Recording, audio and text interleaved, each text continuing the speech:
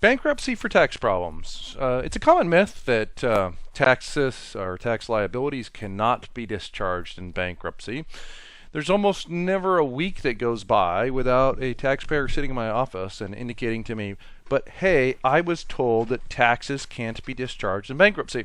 And that's a bit of a myth. It's been sort of promulgated by the IRS and Congress and bankruptcy attorneys for a long, long time. But there are actually some ways that you can discharge income taxes in bankruptcy. Notice that I said income taxes. I didn't say payroll taxes, okay?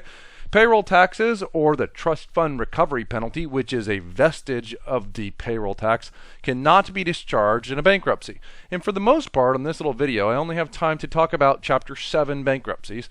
You want to go into a Chapter 7 if you can, because a Chapter 7 liquidates your liabilities. It means that you have no liability remaining if all goes well in your Chapter 7. So there's also a Chapter 13 repayment plan type bankruptcy, which is for consumers.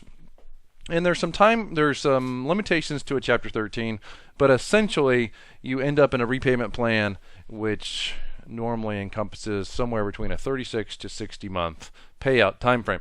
So you want to avoid being in Chapter 13 with regard to your tax liabilities if you can, because you'll end up paying some large part of the taxes back into Chapter 13 if you end up in that situation.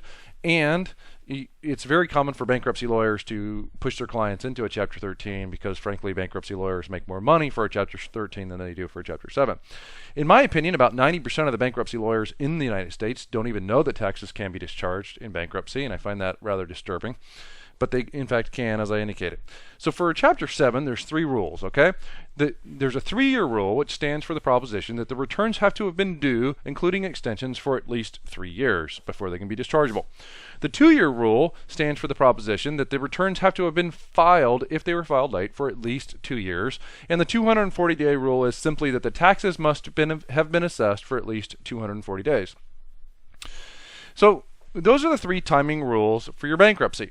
It's important to know exactly when your taxes were assessed, and it's really important that a seasoned, experienced tax professional does the analysis to determine whether or not your taxes can be discharged in a bankruptcy.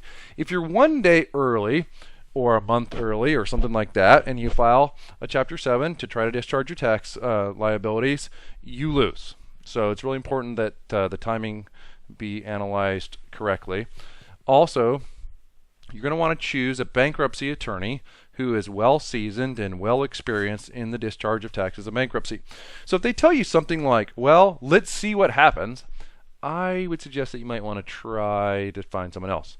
If you want a bankruptcy analysis in terms of timing done for your case, for your tax case, then you might want to give us a call. You can reach us toll free at 888-438-6474, and our website is getirshelp.com.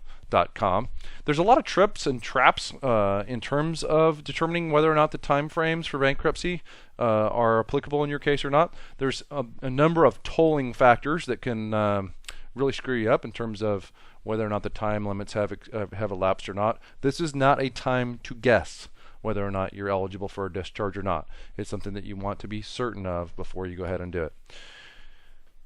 If you have any questions, feel free to contact us at getirshelp.com, or again, visit the website at getirshelp.com. Thanks for dropping by.